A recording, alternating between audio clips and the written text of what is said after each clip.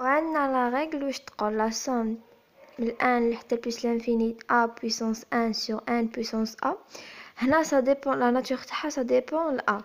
إذا كان ال a supérieur à 1 diverge، إذا كان a égal à 1 diverge تاني كيف هنايا برك اللي يكون ل a égal à 1 اللي تقدر تقولو diverge.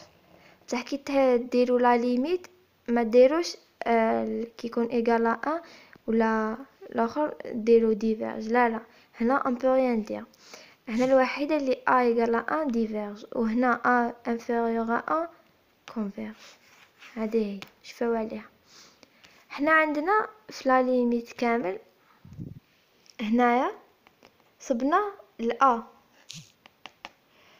يبان في الاولى كامل اذا درنا سي a égal à 1 نديرو سي اذا كان عندنا سي a égal à 1 هنا واش راح تكون عندنا ديفيرج.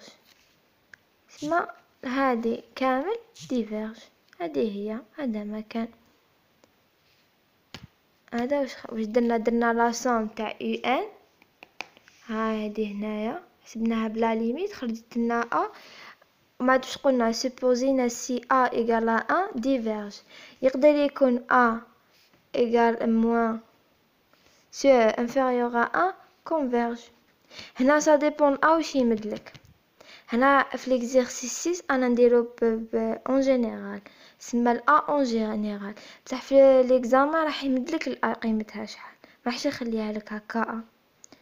كونوا هانيين. سمعنا لقيناها بلي هذه سي a ايغال 1 ديفيرج، ولا كان صغير على ال a كونفيرج. هذه هي. دوكا نجو نحلو لا تخوازيام واش تقولك. لا تخوازيام هذه هي لا تخوازيام، هاي لا تخوازيام. يقول لك يو ان ايغال a بلس 1 sur 1 puissance 1. ال a دايما supérieur strictement à 0. هنايا قلنا a plus a sur 1 le tout puissance 1. هنايا نورمالمون شفتو في سويت كومبلي puissance 1. تسمى جاتكم ليدي بلي حنستعملو لا رègle de Cauchy. لا règle de Cauchy قلنا اللي هي لا ليميت règle de Cauchy. règle de Cauchy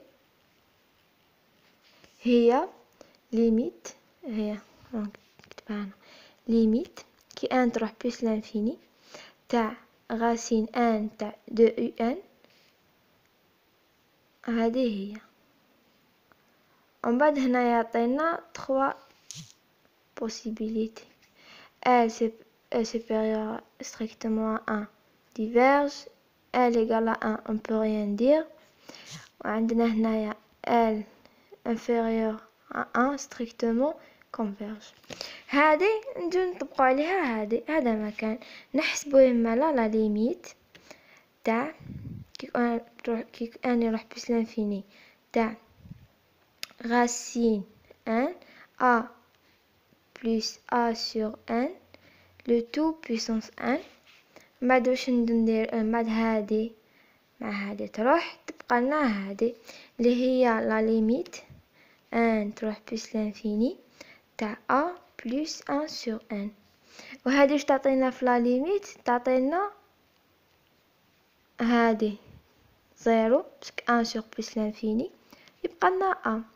هنا a ça dépend si عندنا si a supérieur à 1 هنايا راح تكون diverge، ou bien a